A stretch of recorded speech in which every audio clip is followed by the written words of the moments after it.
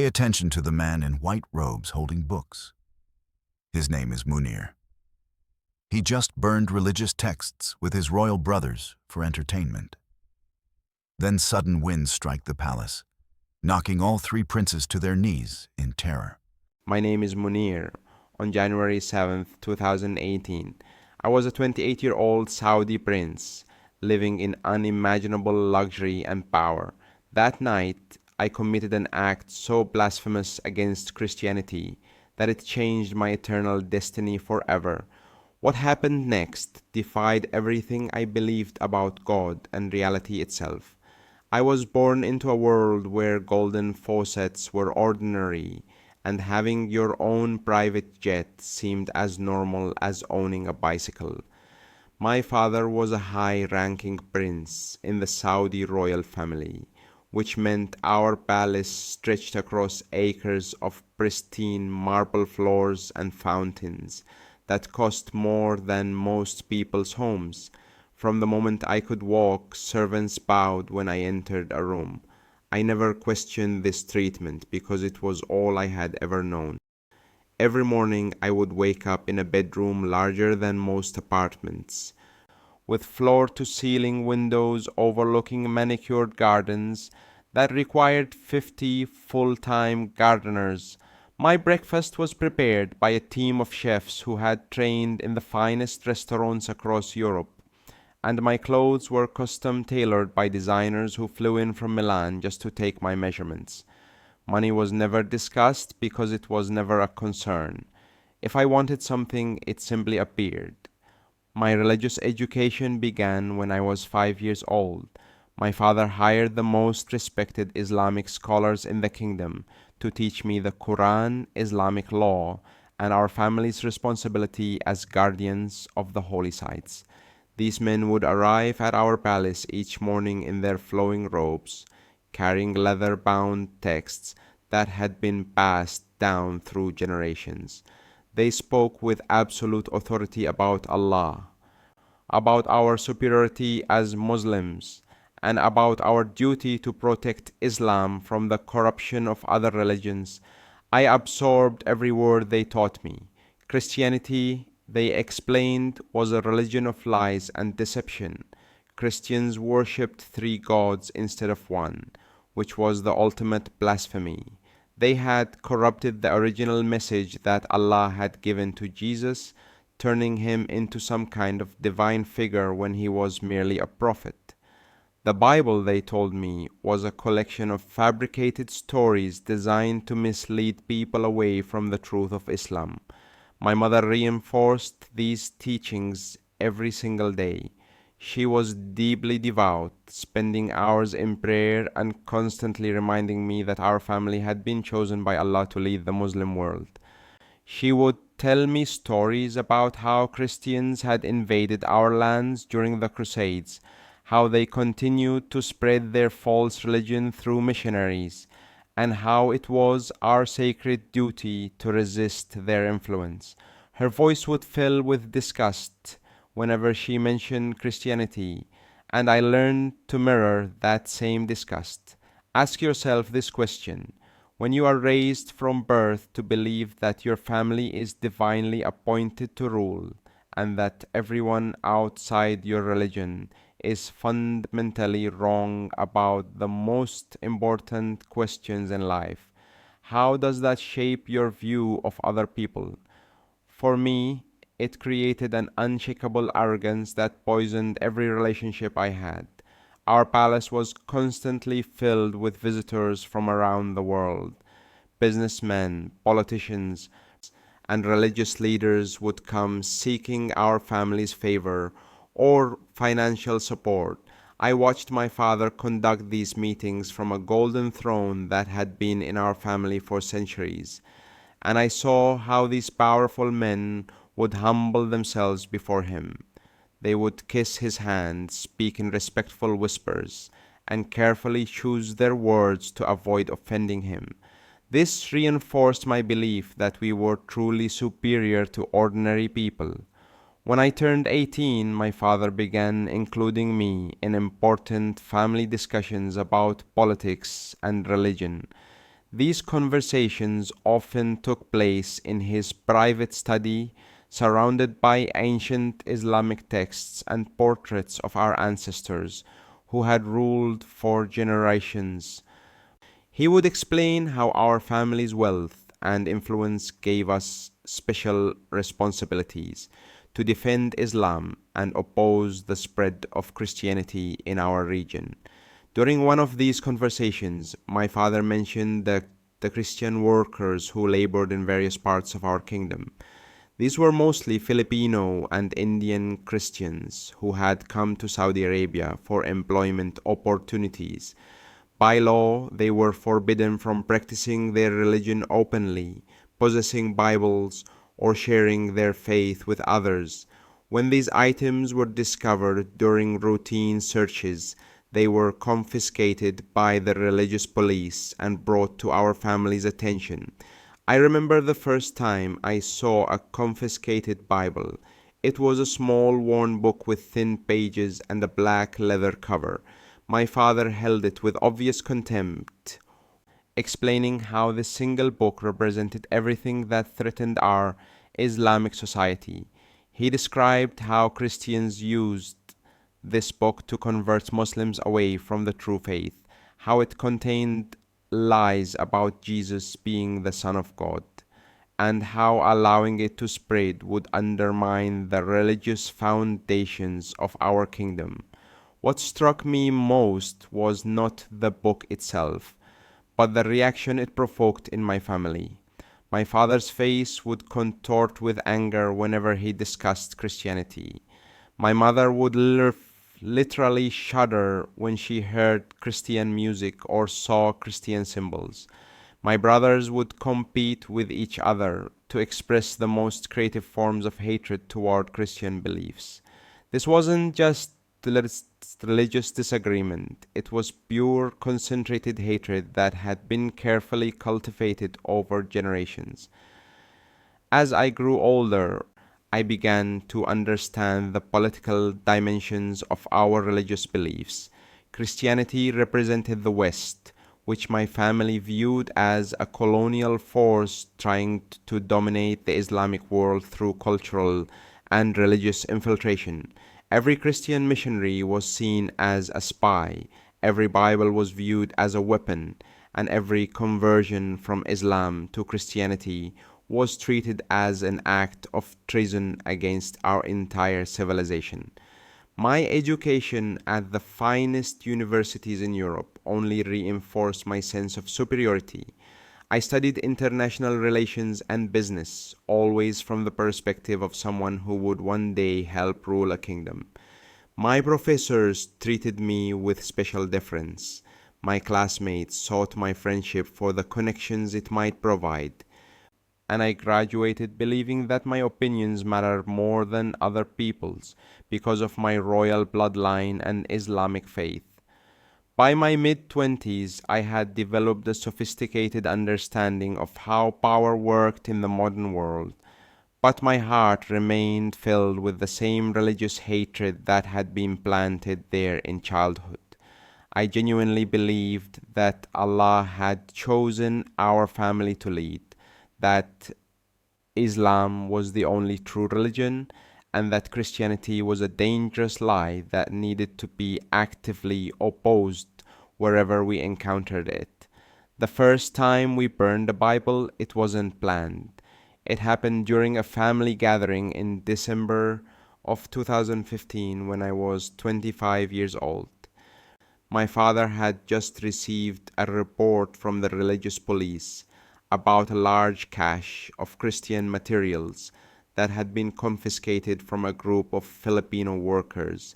Instead of simply disposing of these items through official channels, he decided to make an example of them in front of the family. I can still remember the excitement in his voice as he called my brothers and me into his private study. He had arranged the confiscated items on his massive oak desk, dozens of Bibles in various languages, Christian music CDs, prayer books, and small wooden crosses. His eyes gleamed with a satisfaction I had rarely seen as he explained his plan to destroy these materials in a ceremonial fire that evening. My mother clapped her hands together with genuine joy when she heard the proposal. She immediately began planning an elaborate ceremony, suggesting we invite extended family members to witness this act of defending Islam. My brothers competed with each other to suggest the most humiliating ways to destroy the Christian materials. The youngest brother proposed reading blasphemous statements before burning each item, while the eldest suggested filming the entire ceremony to share with other royal families. That evening, we gathered in the palace courtyard around a specially constructed fire pit made from imported Italian marble. My father spoke about our sacred duty to protect Islam from Christian corruption, while servants arranged the confiscated items in neat piles beside the flames. When he finally threw the first Bible into the fire, the entire family erupted in applause and religious chanting. I felt a rush of power and righteousness as I watched those pages curl and blacken in the flames. This wasn't just destroying a book, it was striking a blow against everything that threatened our Islamic way of life. My father nodded approvingly as I stepped forward to throw the next Bible into the fire, and I basked in his approval. The other family members cheered my name, and I felt like I was fulfilling my destiny as a defender of the faith. The ceremony lasted over 2 hours, with each family member taking turns destroying Christian materials, while the others chanted prayers and religious slogans. We saved the largest Bible for last, and my father allowed me the honor of casting it into the flames. As I held that heavy book above the fire, I felt a surge of absolute confidence in my superiority over the Christians who had created it. I declared loudly that their false god had no power to stop us from destroying his word, and my family roared with approval. That night marked a turning point in our family's religious practices. What had begun as a spontaneous act of defiance became a regular tradition that we all looked forward to with anticipation. Whenever the religious police brought us confiscated Christian materials, we would plan another ceremonial burning. These events became elaborate affairs, with special foods prepared, extended family invited, and detailed rituals developed for maximum impact. My brothers and I began competing to see who could devise the most creative ways to humiliate Christianity during these ceremonies. One brother developed a practice of reading Bible verses aloud in a mocking tone before burning each page individually. Another brother composed satirical songs that we would sing while the flames consumed Christian books. I became known for my dramatic speeches about Islamic superiority, which I would deliver while standing over the burning materials. We told ourselves we were defending Islam and our kingdom from foreign religious influence. Every Bible we burned represented a victory against Western colonialism and Christian missionary activity. Every cross we melted down was a blow struck for Muslim unity and religious purity. We genuinely believed that Allah was pleased with our actions and that we were earning special merit in heaven through our destruction of Christian materials. The servants who witnessed these ceremonies displayed obvious discomfort, especially those who we suspected might be secret Christians. Their fear and distress only added to our sense of power and righteousness. We enjoyed watching them squirm as we destroyed the symbols of their faith, and we interpreted their silence as confirmation of Islam's superiority over Christianity. As months passed, these ceremonies became increasingly elaborate and frequent. We began timing them to coincide with Christian holidays, viewing this as the ultimate insult to their false religion. During Christmas of 2016, we organized our largest ceremony yet, inviting over 50 family members and close allies to witness the destruction of hundreds of confiscated Christian items. I had become the unofficial master of ceremonies for these events, developing increasingly sophisticated theological arguments to justify our actions. I would spend hours preparing speeches about how burning Bibles protected Muslim souls from corruption, how destroying crosses prevented idolatry, and how our actions demonstrated Allah's power over false religions. My family praised my eloquence and theological knowledge, and I began to see myself as a future religious leader within the kingdom. The planning process became almost as enjoyable as the ceremonies themselves. We would carefully categorize the confiscated materials, deciding which items deserved the most humiliating forms of destruction. Children's Bibles were burned first to symbolize our protection of Muslim youth from Christian indoctrination. Adult study Bibles received elaborate mockery of their scholarly annotations before being consumed by flames. We saved ornate presentation Bibles for special ridicule, pointing out how Christians wasted money on beautiful covers while filling the pages with lies. Ask yourself this question: how does repeatedly participating in acts of religious hatred change your heart over time? For me, each ceremony made the next one easier and more appealing. What had once required conscious effort became automatic behavior. I stopped feeling any hesitation or doubt about our actions because I had trained myself to view them as religious obligations rather than personal choices. By early 2018, we had burned hundreds of Bibles and destroyed thousands of other Christian materials. I kept a detailed record of our activities, treating it like a military campaign against enemy forces. Each successful ceremony felt like a victory in an ongoing war between truth and falsehood, between Islam and Christianity, between our righteous family and the corrupted world outside our palace walls. The night of January 7th, 2018 was supposed to be our most elaborate ceremony yet.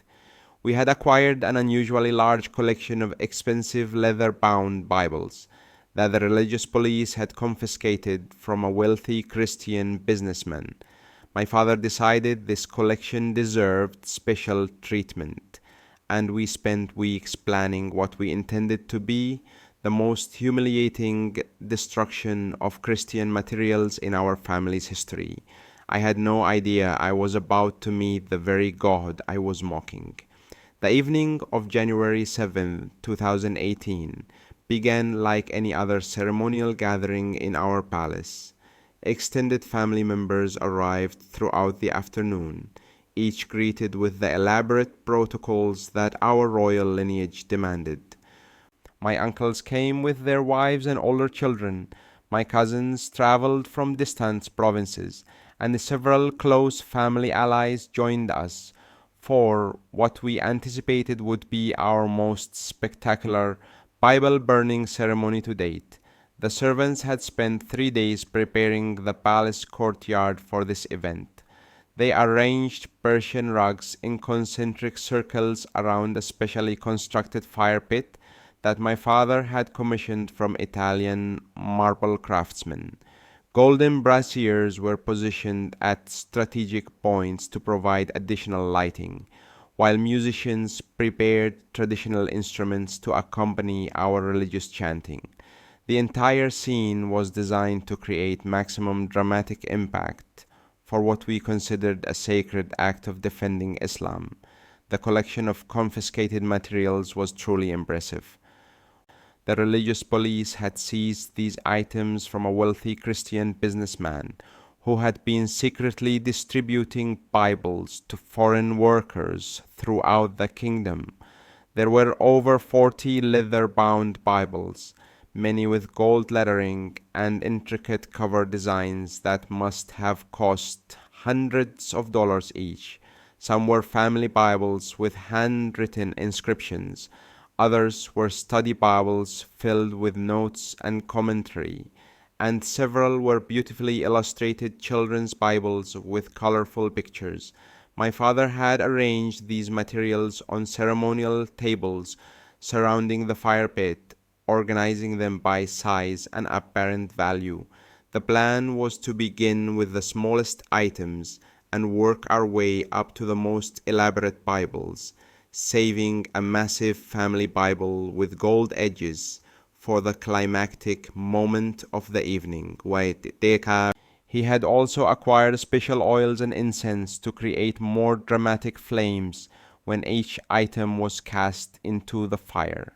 As the family gathered in the courtyard, the atmosphere was electric with anticipation and religious fervor. My mother led the women in traditional chants praising Allah and denouncing Christianity, while my father delivered an opening speech about our sacred duty to protect Islamic purity from foreign corruption. The children sat wide-eyed, absorbing lessons about religious hatred that would shape their understanding of Christianity for years to come. I had prepared extensively for my role as the primary ceremony leader. For weeks, I had studied Islamic theological arguments against Christianity, memorizing verses from the Quran that condemned the Trinity and Christian beliefs about Jesus. I had also composed a series of dramatic speeches designed to maximize the humiliation of Christianity while exalting Islam and our family's role as its defenders. When my father called me forward to begin the ceremony, I felt the familiar rush of power and righteousness that these events always produced. The entire family focused their attention on me as I approached the first table of Christian materials. I selected a small pocket Bible with a worn brown cover, holding it high above my head so everyone could see it clearly. My voice carried across the courtyard as I delivered my prepared remarks about how this single book represented centuries of Christian lies and deception. I explained to the gathered family how Christians used such books to steal Muslim souls away from the true faith, how they filled innocent minds with blasphemous ideas about Jesus being divine, and how our destruction of these materials would earn us special merit with Allah. The family responded with enthusiastic cheers and religious chanting as I approached the marble fire pit. The flames were already burning brightly, fed by expensive hardwoods and aromatic oils that created an impressive display. I held the Bible directly over the fire, pausing dramatically to allow the moment to build maximum impact before releasing it into the flames. As the first Bible hit the fire, the family erupted in celebration. My younger cousins clapped their hands with glee, my uncles shouted religious slogans, and my mother began ululating in the traditional expression of joy.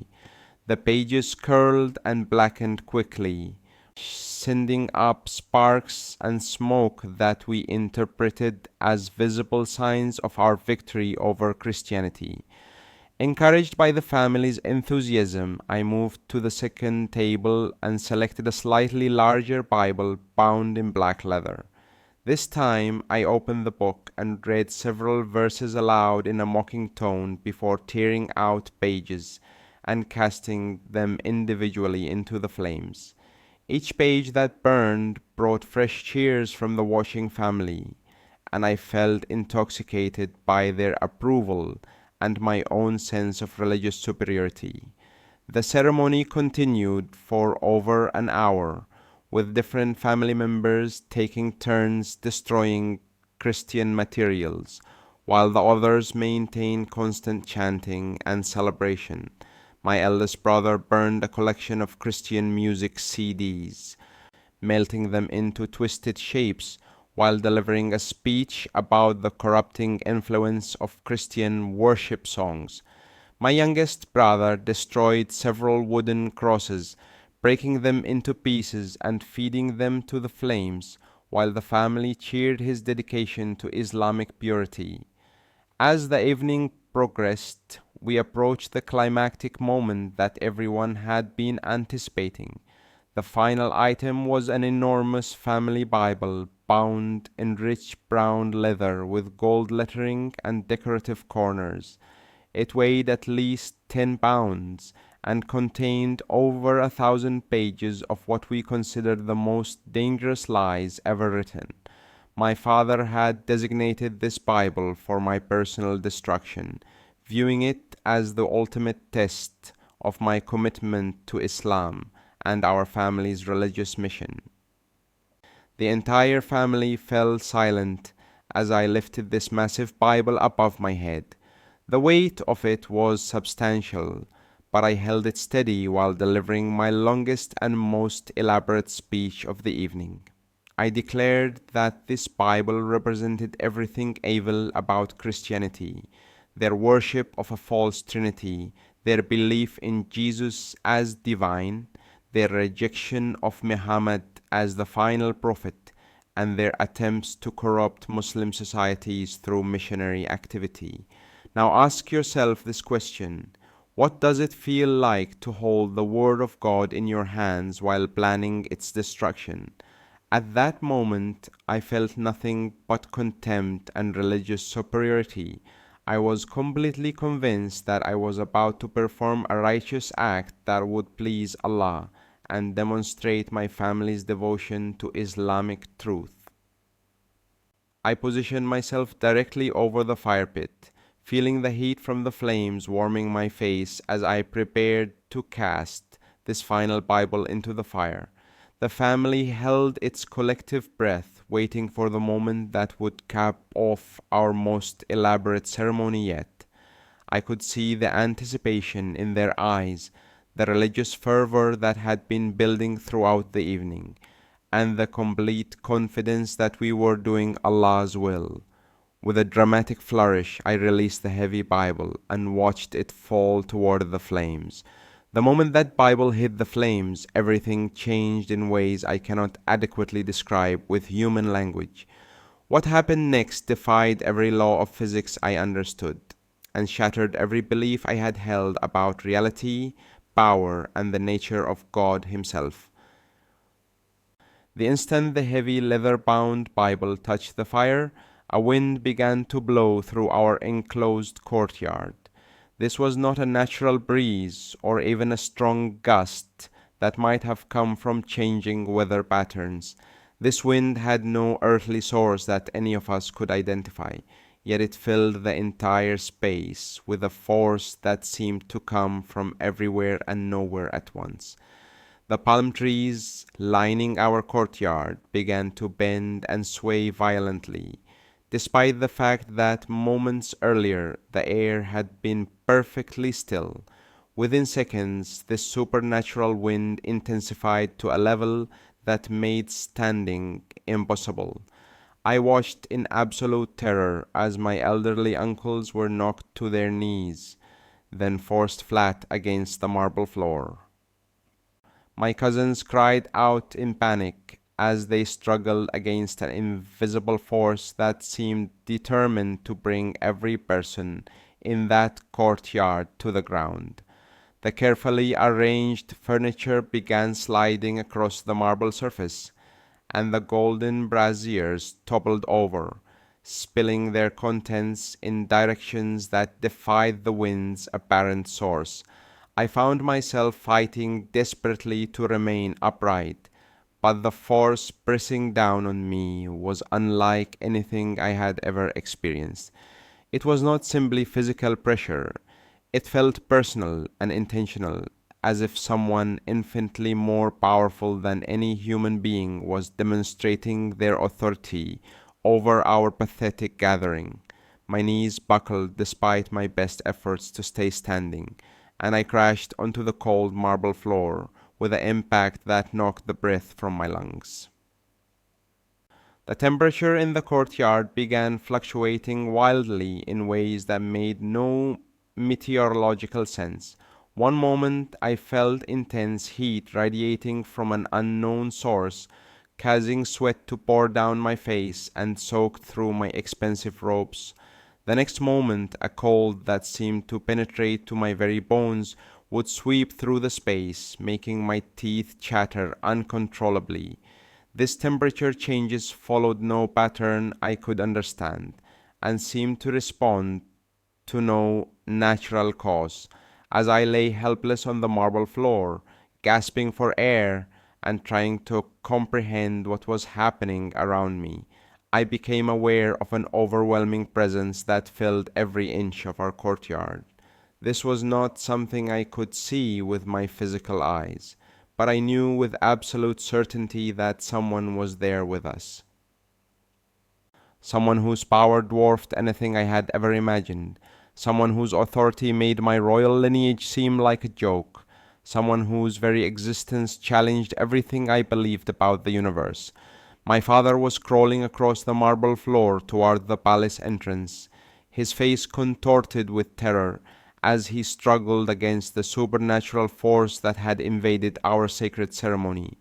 My mother was pressed flat against the ground, weeping and calling out prayers in Arabic while her carefully arranged hijab was blown away by the relentless wind. My brothers were scattered across the courtyard like broken dolls, unable to stand or even sit upright against the invisible pressure that held us all captive. The rational part of my mind desperately searched for natural explanations for what was happening.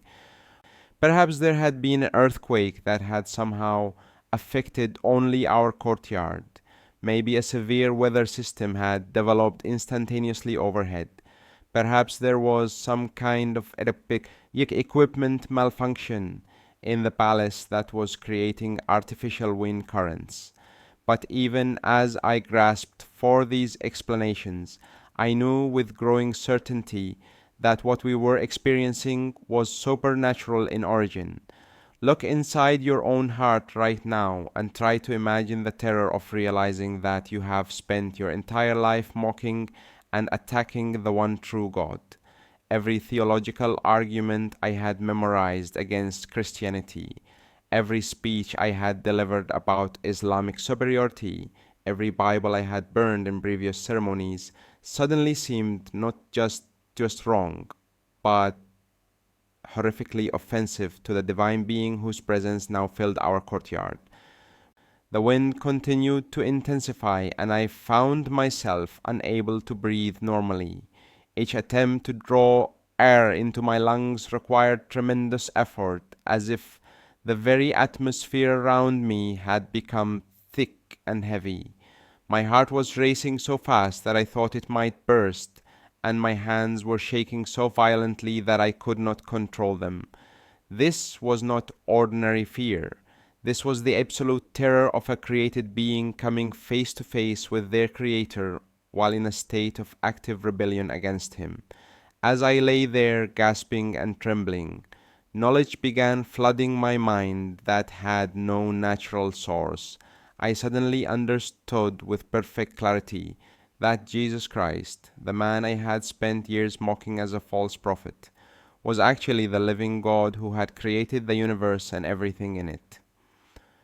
I knew without any doubt that the Bible I had just thrown into the fire contained his actual words, not the lies and fabrications I had been taught to believe. I realized that every ceremony we had conducted, every Christian book we had burned, every prayer we had offered thanking Allah for our superiority over Christians, had been observed by this same Jesus, whose presence now terrified us beyond description.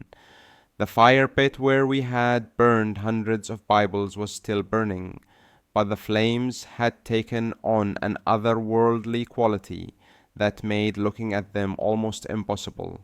The light they produced seemed to penetrate through my closed eyelids and burn into my consciousness, carrying with it an intensity of holiness that made me feel utterly corrupted and unworthy. I wanted to run away from this light, but I was completely unable to move under the supernatural pressure that held me pinned to the marble floor. My mind was racing through memories of every Bible burning ceremony we had conducted, every mocking speech I had delivered, every moment of religious pride I had felt while destroying Christian materials. Each memory felt like a physical blow as I realized the magnitude of what I had been doing. I had not been defending Islam or protecting my family's honor. I had been waging war against the very God who gave me life and breath. The presence in the courtyard seemed to be communicating directly with my spirit. Though I heard no audible voice and saw no visible figure, I knew with absolute certainty that this was Jesus Christ Himself, the same Jesus whose divinity I had denied, whose crucifixion I had mocked, whose resurrection I had ridiculed as Christian fantasy. He was real, he was alive, and he was infinitely more powerful than every earthly authority I had ever known. In the moment of a supernatural encounter, I understood that my entire worldview had been built on lies. Islam was not the final revelation of God. Jesus Christ was God Himself in human form. The Bible was not a corrupted book filled with fabrications. It was the actual word of the living God.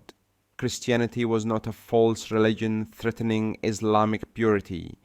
It was the truth about God's plan to save humanity from sin. I knew immediately that I was facing a choice that would determine my eternal destiny. I could continue in my rebellion against this Jesus who had revealed himself so powerfully, or I could surrender my pride and acknowledge him as the Lord and Savior that he truly was.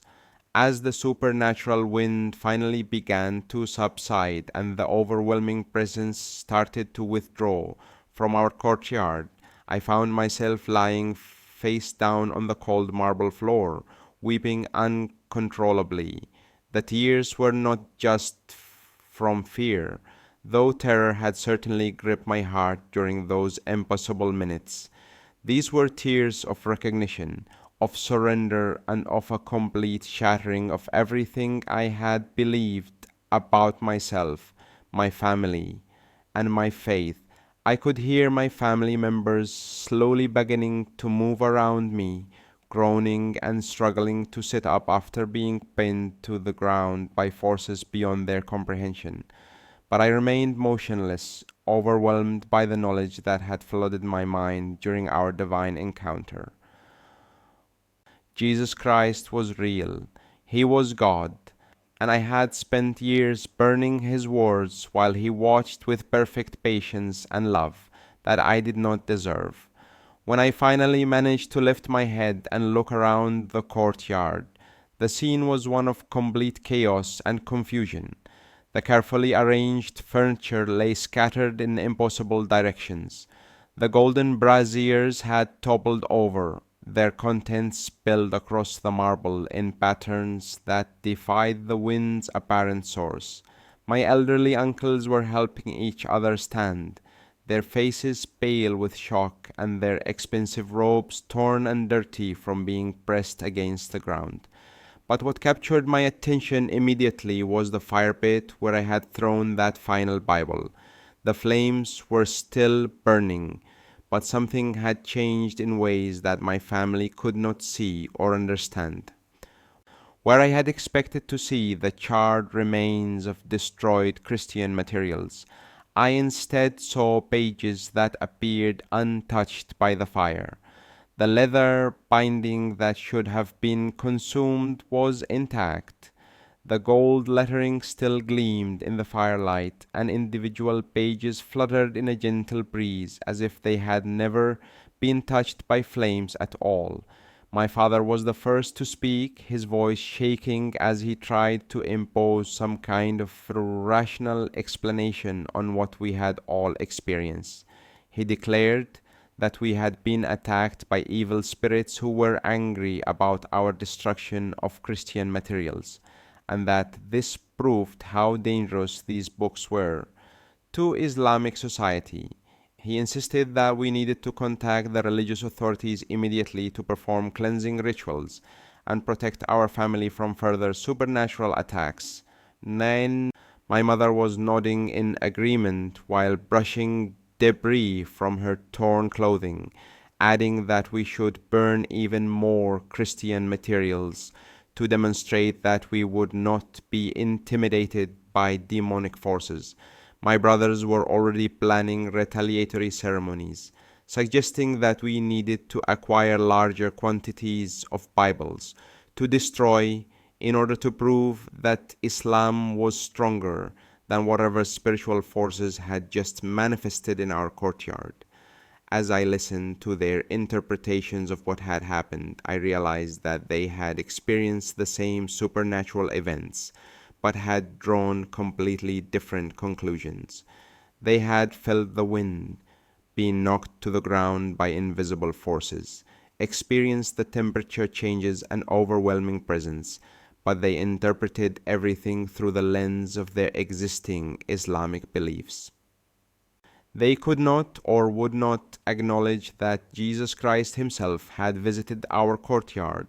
I knew I had to tell them the truth about what I had experienced and understood during those terrifying minutes.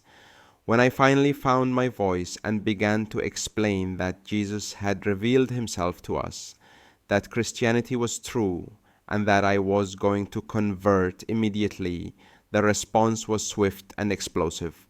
My father's face turned red with rage as he grabbed me by the shoulders and began shaking me violently. He declared that I had been possessed by evil spirits and that my mind had been corrupted by exposure to Christian materials. He insisted that no son of his would ever abandon Islam for the lies of Christianity, and that he would rather see me dead than converted to such a false religion.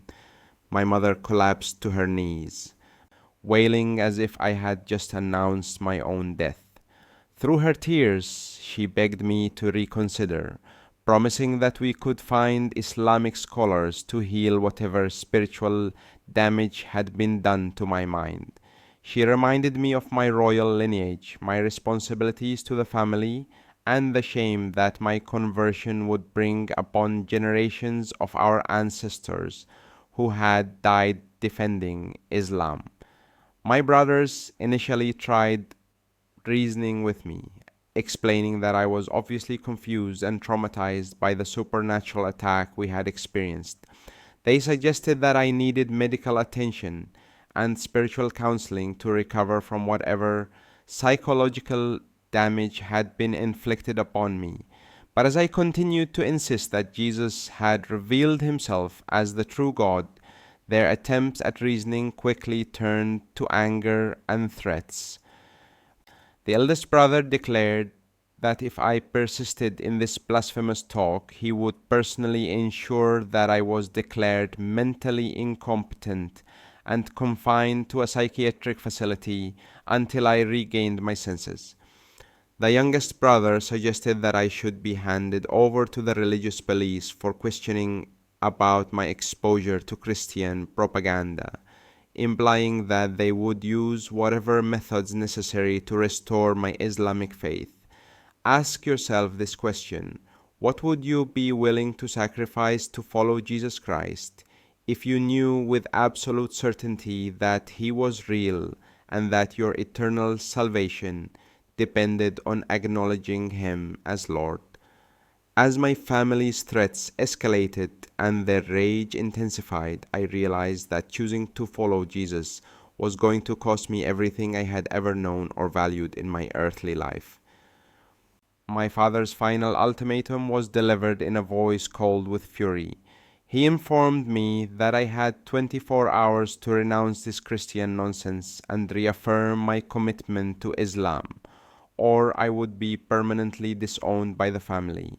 I would lose my inheritance, my place in the royal lineage, my access to family properties and resources, and my protection under the family's political influence. He made it clear that once I was disowned, I would become a target for religious authorities, who would view me as a dangerous apostate deserving of the severest punishment.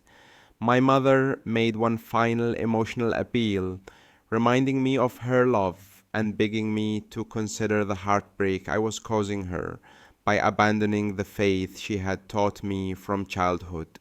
She painted vivid pictures of the lonely, impoverished life I would face as a Christian convert, cut off from family support and hunted by religious authorities throughout the kingdom. But even as my family raged around me, threatening me with loss of everything I had ever known, I felt a peace that surpassed all understanding filling my heart. The Jesus who had revealed himself in our courtyard was offering me something infinitely more valuable than royal inheritance or family approval. He was offering me forgiveness for years of blasphemy, salvation from eternal judgment, and a relationship with the living God that would last forever.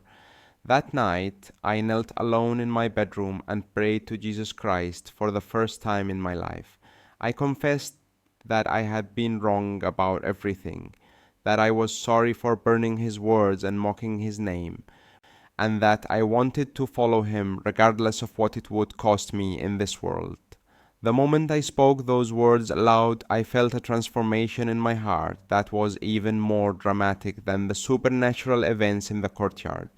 By morning, I knew there was no going back. Jesus had called me out of darkness into his wonderful light, and I would follow him even if it meant losing everything else in my life. When I failed to renounce my faith in Jesus Christ within my father's 24-hour deadline, the consequences were swift and absolute. I was summoned to his study that evening, where he formally pronounced my disownment before a gathering of family witnesses. He declared that I was no longer his son, that my name would be removed from all family records, and that I had 1 hour to gather my personal belongings before being permanently expelled from the palace. The servants who had once bowed in my presence now avoided eye contact, as I packed a single suitcase with basic clothing and the few items I could carry. My bank accounts had already been frozen, my identification documents confiscated, and my access to family vehicles revoked. Within 60 minutes, I went from being a prince with unlimited resources to a homeless man with nothing but the clothes on my back and an unshakable faith in Jesus Christ. I spent my first night as a Christian sleeping in my car in a parking lot outside Riyadh, wondering how I was going to survive in a kingdom where converting from Islam to Christianity was considered both treason and apostasy. The temperature dropped significantly after midnight, and I had no blankets or warm clothing to protect me from the desert cold. But even as my body shivered, my heart was filled with a joy and peace that I had never experienced during my years of royal luxury. The next morning, I began the dangerous process of trying to find other Christians who might help me navigate my new life as a convert. This was extremely risky because Christianity was illegal in Saudi Arabia, and anyone caught helping me could face imprisonment, deportation, or worse. I started by carefully approaching some of the foreign workers I remembered seeing during our family's Bible burning ceremonies, hoping to identify someone who might be a secret believer. My first breakthrough came when I approached a Filipino construction worker who had been employed at our palace for several years. When I quietly mentioned that I had become a Christian, his eyes filled with tears of joy and amazement. He explained that he and several other Christian workers had been praying for our family for years, especially after witnessing our ceremonial destruction of Bibles.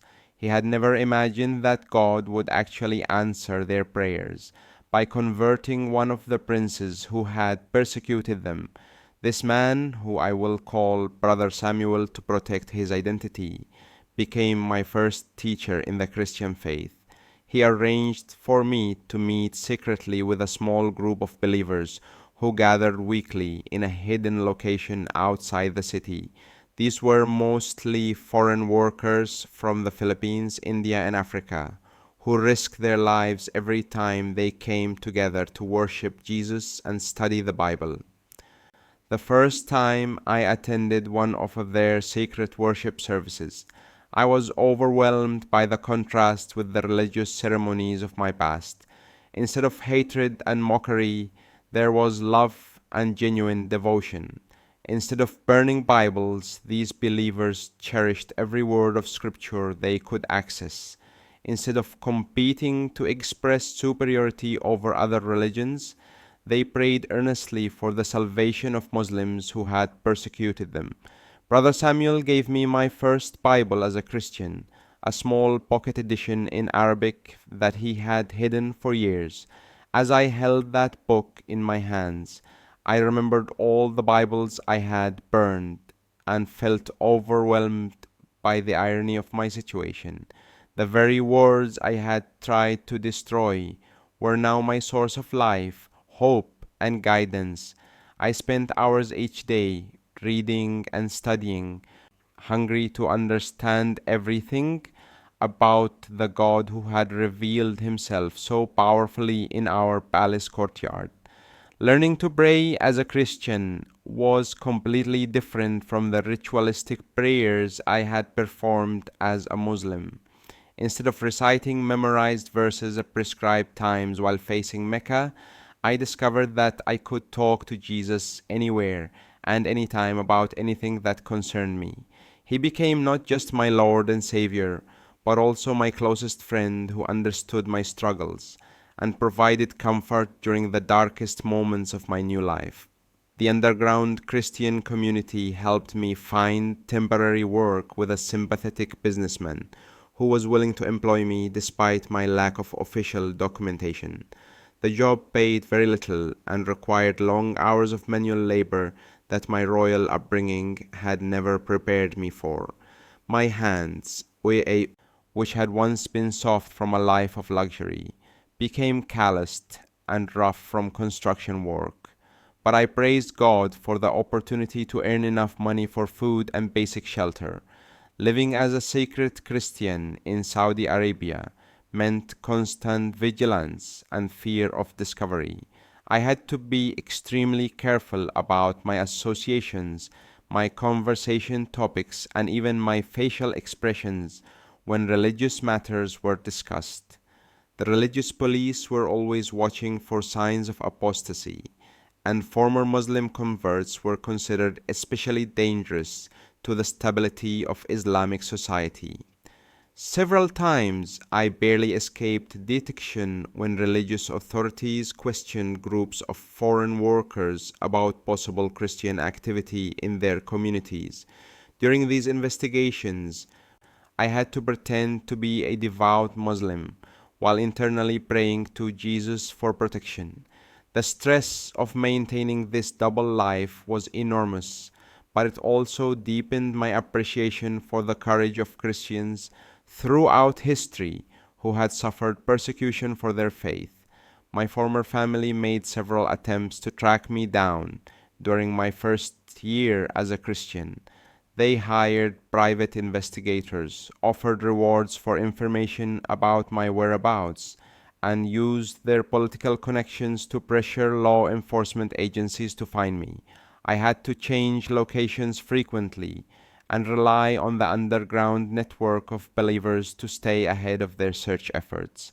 The most difficult moment came when my mother sent a message through intermediaries, begging me to return home and promising that the family would forgive my temporary insanity if I would simply renounce Christianity and reaffirm my Islamic faith. She painted heartbreaking pictures of her grief and depression, explaining how my conversion had brought shame upon the entire family and damaged their standing in royal circles. But even as my heart broke for the pain I had caused my earthly family, I knew I could never deny the Jesus who had saved my soul. I had experienced his reality too powerfully and personally to ever go back to the lies I had believed before. I wrote her a letter explaining that I loved her deeply, but that my allegiance to Christ was non negotiable, and that I prayed daily for her salvation and the salvation of our entire family. As months passed, I began to understand that God was calling me to share my testimony with other Muslims who were trapped in the same spiritual darkness that had once held me captive.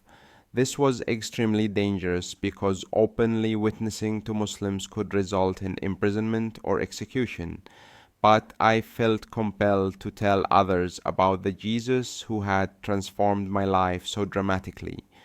I started by sharing my story very carefully with individual Muslim workers who seemed open to spiritual conversations.